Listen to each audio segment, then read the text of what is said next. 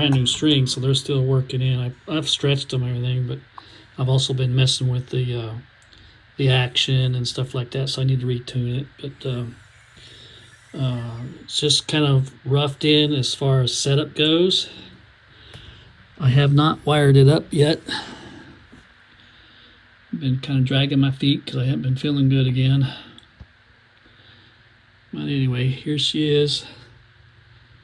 I don't think I'm going to make a truss rod cover unless something just hits me in the head to make one. But again, there's that. Locking tuners. And see, I still need to wire it up, which is what we're going to work on here in just a little bit. I just wanted to bring you in real quick to show you what it's looking like.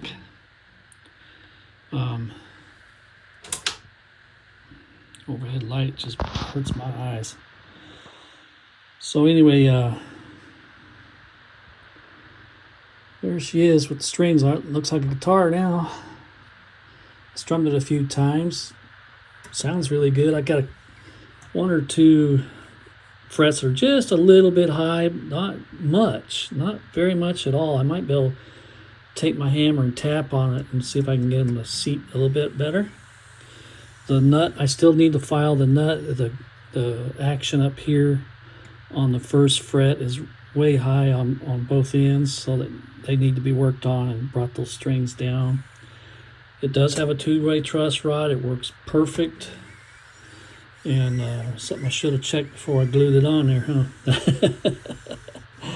But anyway, getting down there.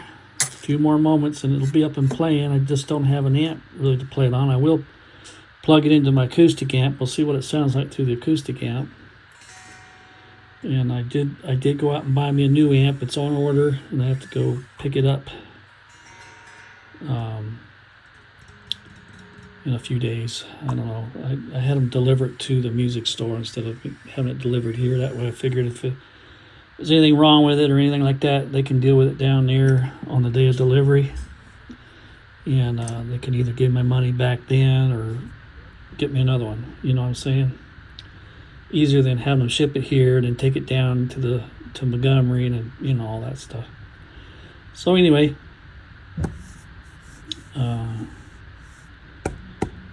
that's where I'm at right now. I'll bring you back in a little while when I get ready to start wiring her together and see if I can bring her alive and or to life. I really like how it's come out. I really do. I think it's come out really nice and should be a good player once I get it all tweaked in and settled in and all that stuff. And you know, when you build anything, I don't care if it's a kit guitar or if you rebuild a guitar, it does take some time. You can't just slap them together and start playing them. I see you guys do that a lot out there. And you should put them together and let them acclimate, because this neck has never had strings on it, so it needs to twist and pull and all that with the strength of the strings on it. And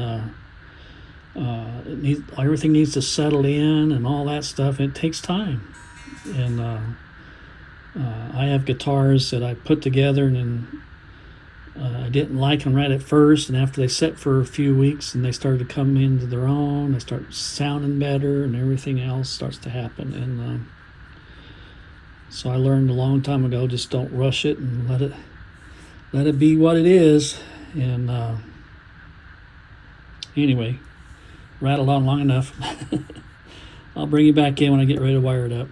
All right, here we go. I decided to go ahead and try this. Looks like the soldering iron's working today. What I did yesterday, I took it all apart, used contact cleaner on all the contacts, and just cleaned the snops out of it. And it seems to be working right at the moment. So I just thought I'd bring you in real quick on how I wire one of these up. Again, it's just got a volume and a tone pot, and a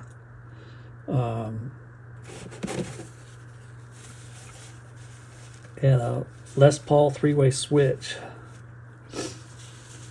And I've gotten to where I like those Les Paul three-way switches on setups like this. I even use it on when I have 2 volumes and 2 tones too. And I don't really particularly care for the Fender style switches. And if I had my way about it, I'd change my Strats. I'd change them all over to the Les Paul switch. They just seem to be more dependable.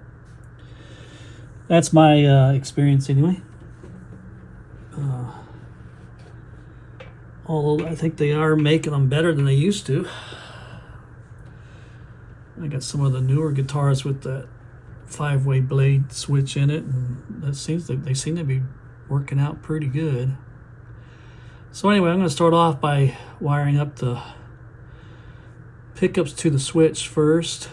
And for the life of me, I can't remember. It seems like when the switch is towards the neck, if you want the neck pickup on, you have to put the wire for the neck on that back lug of the 3-way switch, and vice versa for the bridge.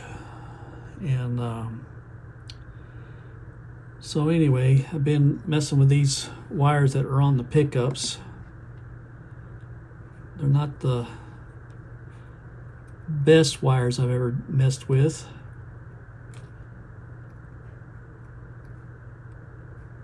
If you remember right, I told you I pulled these out of another guitar that I put some Wilkerson P90s in. I had these P90s. They were so-called custom made, not to my specs, but you know, anytime you have somebody make you a set of pickups, that they consider that custom. And well, anyway, a little bit darker than I like them, so I don't particularly care for them. But that's all I had in stock at the moment, and I had another cheap set of humbuckers, and I really debated about putting them in instead of putting these P90s in, but I like P90s. So I thought, oh, what the heck, if I don't like these, I'll buy another set of Wilkersons and put in this. And so anyway, when you start messing with pickups and stuff, you can tell where people cut corners on cost for themselves. And this is one of the areas, is the wiring. Granted, it does have the braided shielded wire on it, which is good way to go. But the pushback wire that's in here is not pre-soldered, so I'll have to put a little solder on them. My pushback wire, all of it is pre-soldered. Yeah, it cost a couple cents more, but you know. But anyway, when you go buying stuff off people, know what you're getting before you get it. And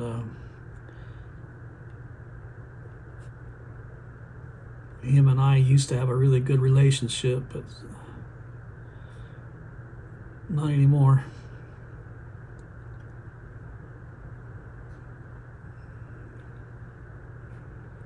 I'm not going to go any further than that. So anyway, take some solder, and we're going to do a process called tinning the wire.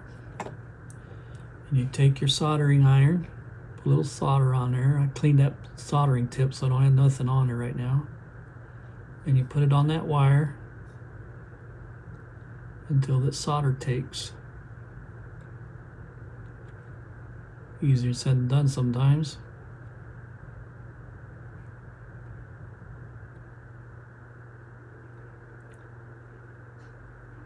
There we go.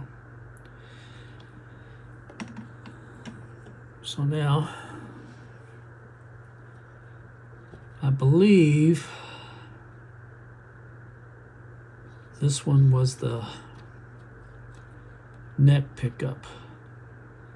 So we're going to put the neck pickup for now on this outside lug, on the one going towards the butt of the guitar,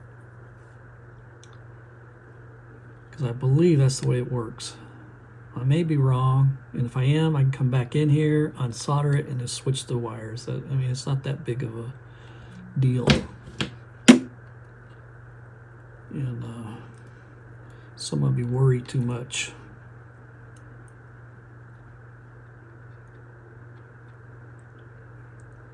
So we're going to stick that in that lug there. Easier said than done because my hands don't want to cooperate today. There we go. So now you take your soldering iron, some solder. Now some of you pre-solder your lugs, and that's fine. You can do that. I just quit doing it. It's just a waste of time. Solder that wire on there. There we go. Check and make sure you didn't ground it off. Now we'll do the same thing with this other wire.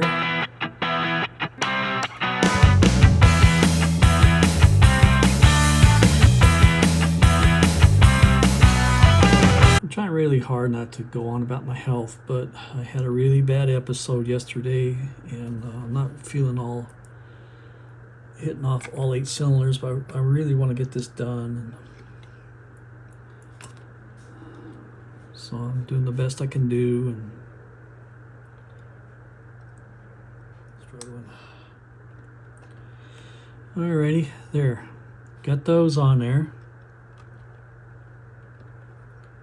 Now we need to run the hot wire from the output jack to them center lugs. And then from the center lugs, you got to come over to the center lug of the volume pot. And but we're going to go ahead and stick this wire in its place. And let's see, what can I use to jump that over?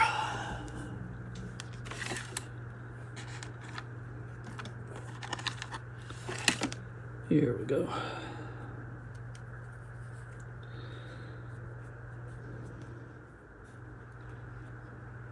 Alrighty, so let's see if we can solder them in place without too many hassles.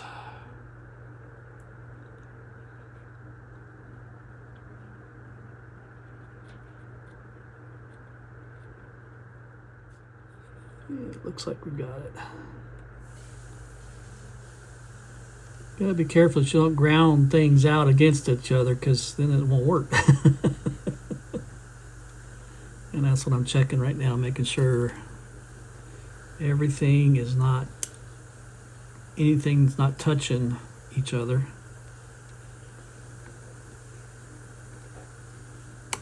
Now you can make your little template up and do this outside the guitar. I don't know, I do it both ways depending on the build and what I'm doing. Yeah, see, that looks like it's touching to me. So we're gonna pull that away just a little bit more.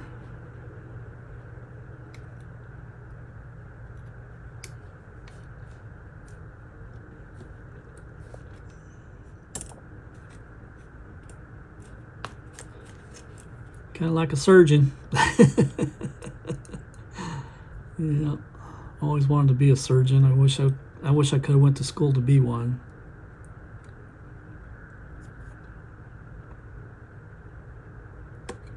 There we go. That's better. That's better. It makes me feel better. Do the same thing to this other side. We're going to bend that lug away from the center a little bit. That's what we're doing.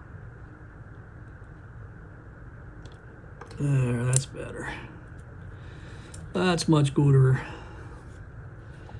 So now I'm going to go ahead and cut this wire to length for that center lug.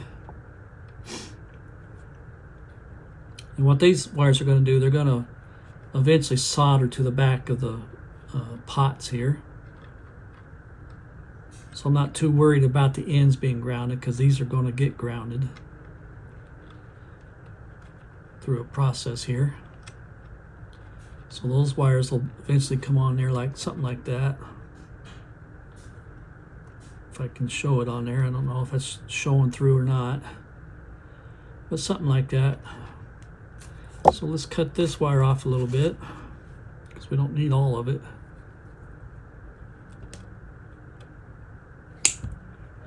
I want to thank all of you out there that's been watching the series of videos. I do have it on a playlist, so if you want to go back and see it from the beginning, you can. If you want to see it in the middle, you can.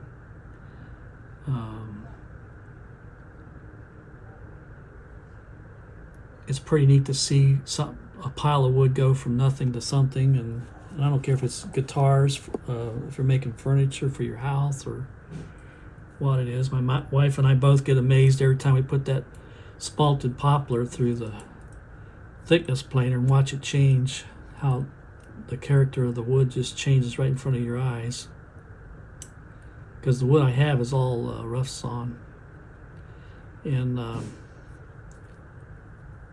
so that's pretty neat. And then the final is putting the finish on it. It was just, when you saw it on here, how much it changes when you put the finish on. It's pretty cool. Yeah. Probably what I'm going to do is go ahead, I got to run a wire from this pot to this pot. I got to put the capacitor on here. So that needs to run from the center lug. You can run it from the center lug or the outer lug. I always put it in the center lug.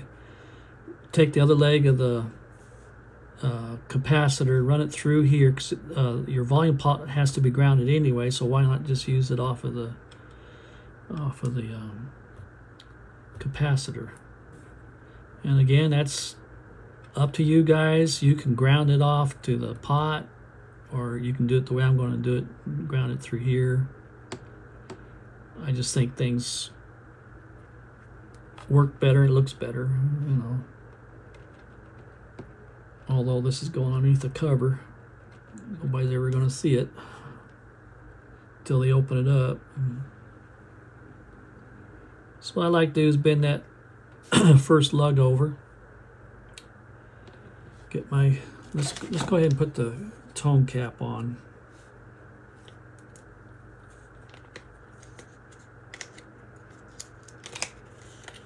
And again, I like to use old 33s for the most part. Sometimes if I don't have an old 33, I'll use an old 47. I rarely ever use the old 22s or 24s. And but anyway, so here's what we're going to do. We're going to stick that first leg in there and bend that on around until it goes in. You can hang on to it with your hands.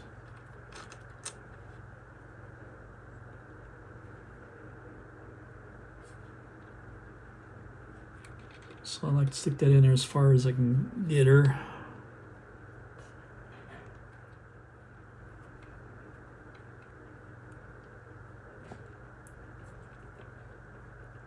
And the more wire you can cut off, the better it's going to be on you. So anyway, now we'll take that other leg. I'm going to stick that through the center lug.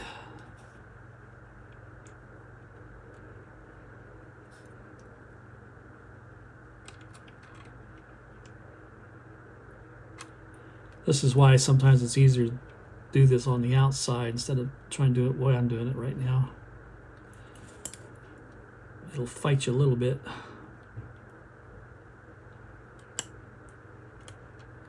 So take that. I always like to try to get the label facing up too. That way when somebody comes in here and looks at this, they don't have to dig around and try and figure out what kind of a cap it was. Someday in the future, somebody may want to change the cap, and or even change the pickups or whatever, you know. I don't know what the destiny will be for my guitars.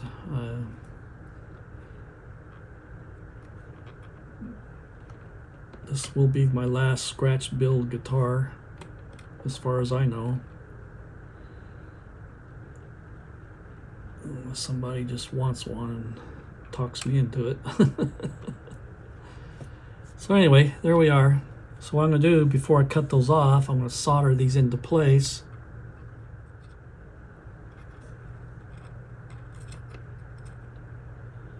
Just like that. Presto changeo. And if you notice, I don't like to stand on that stuff too long. I like to try to get on it and get off it as quick as I can. I don't like letting it linger. Just put a little extra solder on there just because. Then we'll come over and do this center one here.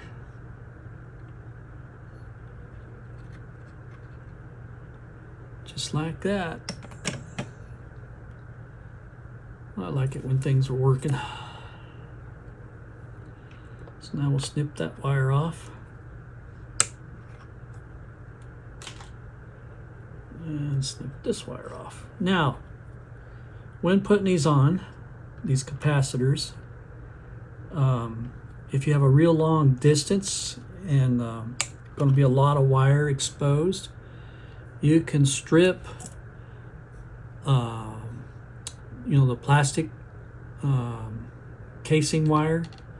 Strip some of that plastic off and slip it up on your wire, and that will insulate that wire, and that'll keep you from getting a lot of noise in your guitar. I've addressed this before. When it comes to putting that ground on the bridge, you always want to make sure that the back side of that bridge, especially on Tele style and all your hardtails, the backs of them are sanded off so that you got a good ground.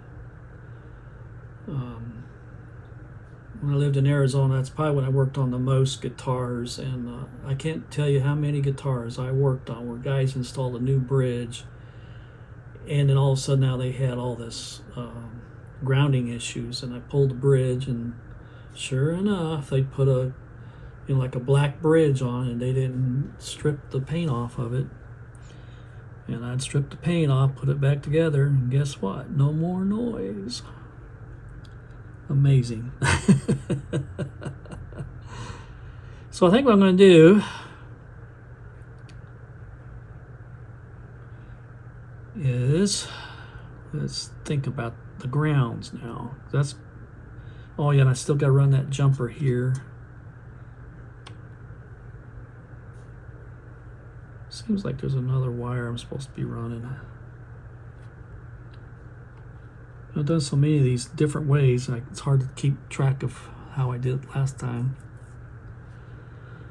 I do know I got to run a jumper from this one to this one on the outside lug here. But I can't remember now. No, that's right. Yeah, I just need a wire that jumps across there.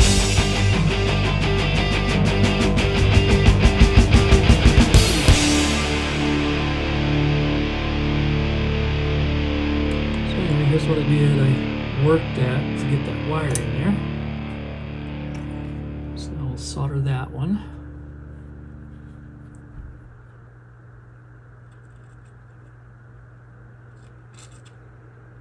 There we go. Nice pretty solder. I think I started to mention, thank you all for watching this series and commenting. Some of the best comments I ever had on a guitar build has been on this one, and I sure appreciate it. I get tired of all the negativity that's going on in the world, even on my channel. I won't allow it. I usually delete those comments. If you don't have nothing better to do than come on a guy's channel and complain or go on at him, then You need to go find a life and go do something else. All right, so we're gonna go ahead and work on getting these wires soldered on. So I think what I'm gonna do first is I'm gonna join them together with some solder or solder, however you guys want to say that. It's funny how people say things differently, and which is fine. You can say it however you want. I mean, come on, people.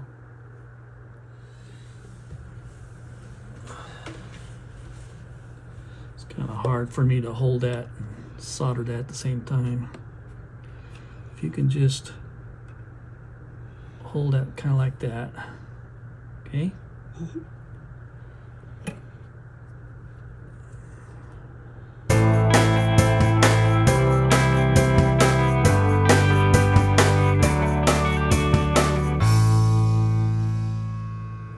All right, so now all we got is a couple more ground wires to hook up. One comes off the bridge. I think what I'm going to do is just run it right to that first pot right there, right on top of that wire.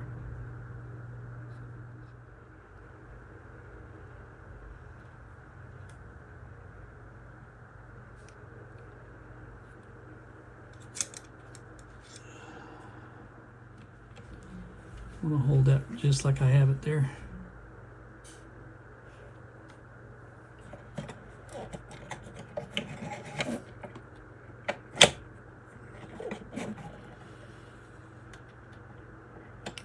I have to buy some more solder here for too long. That's what I was looking at.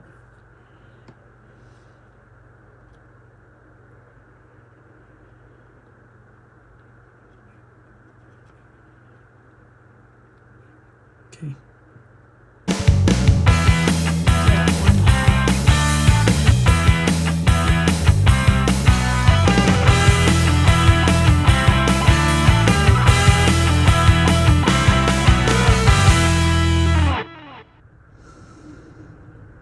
There we go.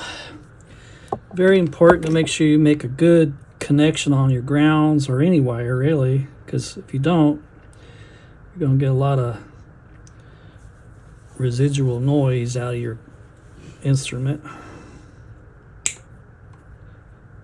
And I'll need your help one more time here. Still there.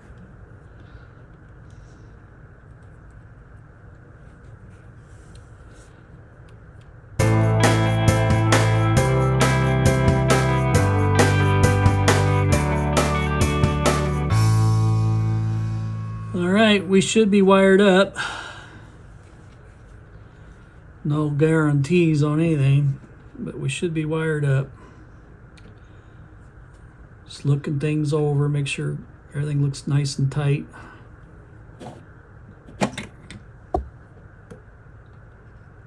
Screws in it, and I countersunk those down in there. And so now, all I know is that it works. And that's all that matters right now. So I don't know when I'll be doing a sound demo for this, but it will be coming. I just don't know when. It'll probably be a few days from today. Yeah, probably next week sometime. And but we'll see. Alrighty, well, this stealth guitar and this guitar, as far as I'm concerned, is done. Again, thank you for all the new subscribers. Thank you for watching this process. I hope I encourage some of you out there, if you've been thinking about trying to build a guitar, this is how I started out. I used to make just the bodies and buy the necks, and that's kind of what I did with this. I made the body and bought the neck. And for, what was it, $48 or something like that. Mahogany neck, two-way truss rod. Jumbo medium frets in it. It has binding on it already, and the frets are pretty good. They really are. I mean, they're level and are fairly level, and like I said, I had a couple that were a little out of kilter, but not very, just barely out of kilter. Like I said, maybe a little tap with the hammer and that'll reseat those.